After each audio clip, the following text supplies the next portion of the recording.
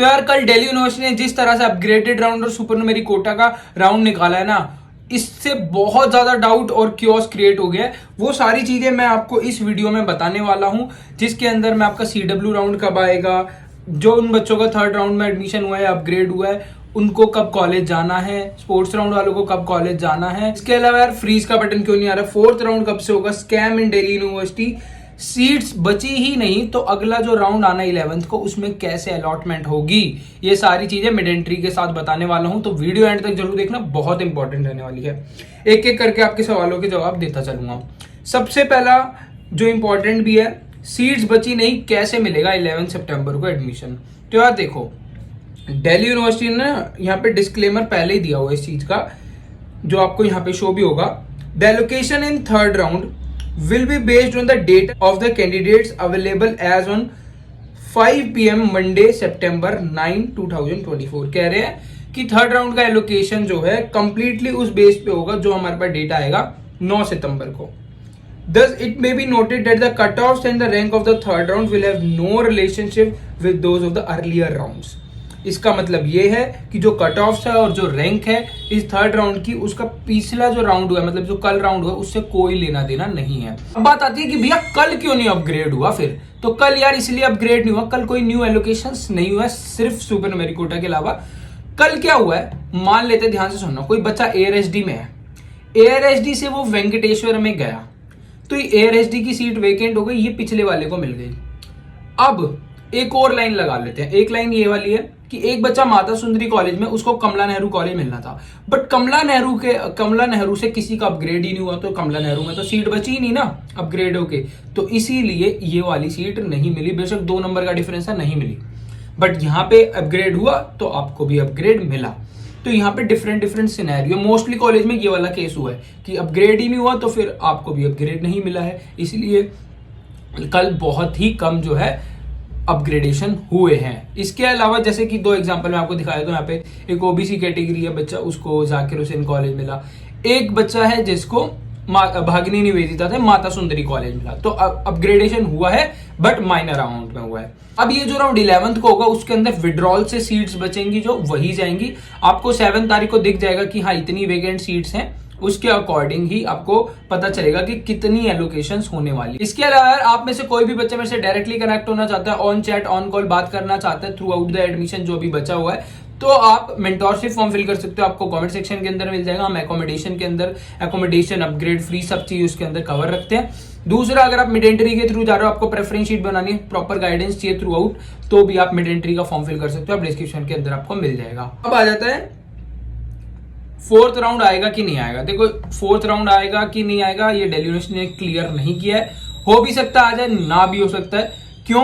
क्योंकि अभी फ्रीज का बटन भी नहीं दे रहा है, ना अपग्रेड का बटन दे रहा है। अपग्रेड ऑटोमेटिक, मान लो किसी को अपग्रेड ही नहीं मिला है तो उसका अब नेक्स्ट राउंड के लिए अपग्रेड के लिए चलेगा, पर नेक्स्ट राउंड होगा तब अपग्रेड होगा ना।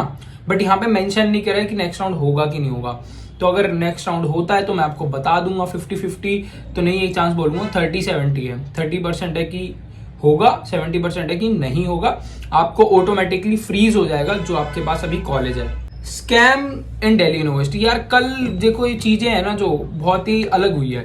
5 तारीख से डायरेक्ट 10 बजे का टाइम दे देना, CW राउंड को ना निकालना, ठीक है।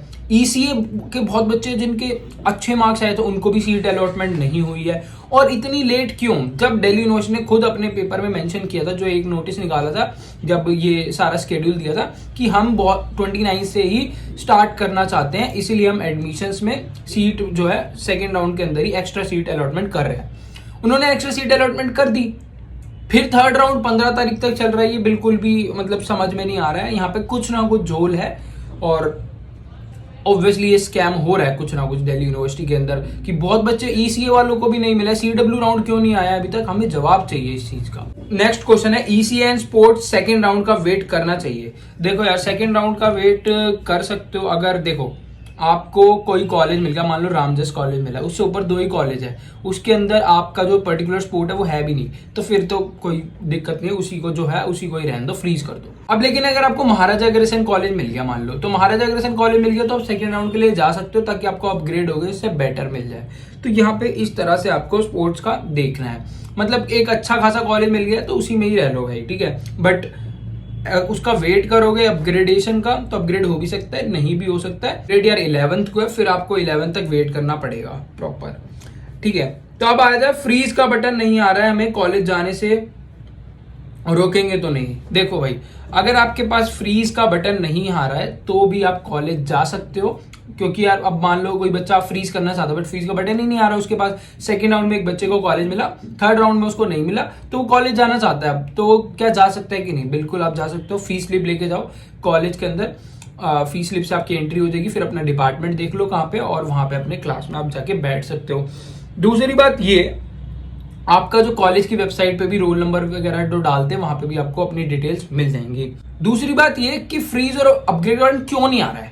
देखो यार, अभी ना दिल्ली यूनिवर्सिटी कंफर्म नहीं है इस चीज को लेके कि 4th राउंड लाएगा कि नहीं। अगर 4th राउंड आएगा तो जिन बच्चों ने अपग्रेड करा उनको ऑटोमेटिकली अपग्रेडेशन के लिए चले जाएगा। अगर 4th राउंड नहीं आएगा तो ऑटोमेटिकली वो ऑटो फ्रीज हो जाएगा जो आपका अभी करंट कॉलेज है। तो आप कॉलेज जा सकते हो, अभी कोई ऐसी दिक्कत नहीं है। अच्छा, स्पोर्ट्स ईसीए अपग्रेड जिनका हुआ है उनको कब से कॉलेज जाना चाहिए? तो यार आपको जब पेमेंट हो जाए, फीस पेमेंट हो जाए, फीस स्लिप आपके पास आ जाए, तब आप कॉलेज जा सकते हो। अगर आपके हाथ में फीस स्लिप है ना तो आप कॉलेज जा सकते हो।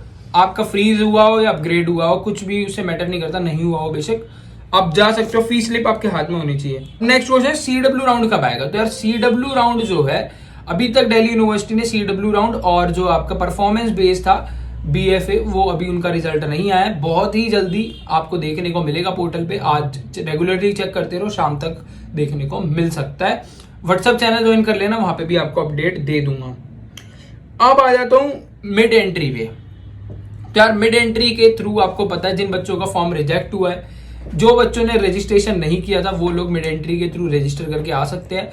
जिन बच्चों को कोई भी कॉलेज एलोकेशन नहीं हुई है अभी तक, क्या वो बच्चे मिड एंट्री के थ्रू आ सकते हैं? तो यार अगर आपके पास कैंसिल योर एडमिशन का ऑप्शन आ रहा है तो आप कैंसिल करके दिल्ली यूनिवर्सिटी के एडमिशन से बाहर आ सकते हो एंड देन रजिस्टर कर सकते हो। लेकिन अगर कैंसिल ऑफ योर एडमिशन का ऑप्शन नहीं आ रहा है तो आपको मिड एंट्री का ऑप्शन नहीं मिलेगा।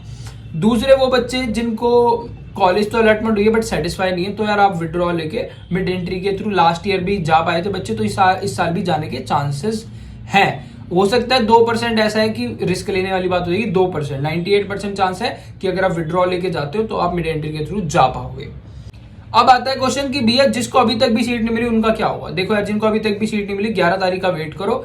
11 तारीख को मोस्टली विड्रॉल्स के थ्रू सीट्स वैकेंट हो जाएंगी, तो चांसेस हैं कि आपको 11 तारीख को जो है कॉलेज अलॉटमेंट हो जाए। इसके अलावा यार जो बच्चे कह रहे हैं कि भैया आप मेरे पास स्पोर्ट्स की सीट मिली है, मुझे जनरल की सीट मिली है, मुझे कौन सी लेनी चाहिए और कैसे? देखो, अगर आप स्पोर्ट्स की सीट एक्सेप्ट करते हो ऑटोमेटिकली जो दूसरी सीट है आपकी आपके हाथ से चली जाएगी, जो कि आपको डिस्क्लेमर भी दिल्ली यूनिवर्सिटी ने दिया था, यहाँ पे लिखा भी हुआ है।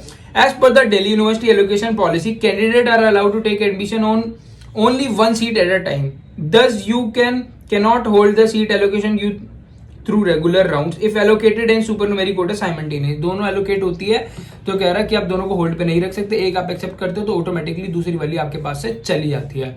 तो ये है यार, आपको होल्ड नहीं कर पाओगे। जो आप सीट लेते हो ऑटोमेटिकली आप जनरल वाले से बाहर हो जाओगे, और अगर आप जनरल की सीट लेते हो आप स्पोर्ट्स वालों से डायरेक्टली बाहर हो जाओगे। तो ये था यार प्रॉपर इन्फॉर्मेशन। होप आपको वीडियो इन्फॉर्मेटिव लगी होगी। अपने सारे दोस्तों के साथ शेयर कर देना। कोई डाउट हो कमेंट सेक्शन के अंदर बता देना। All the best.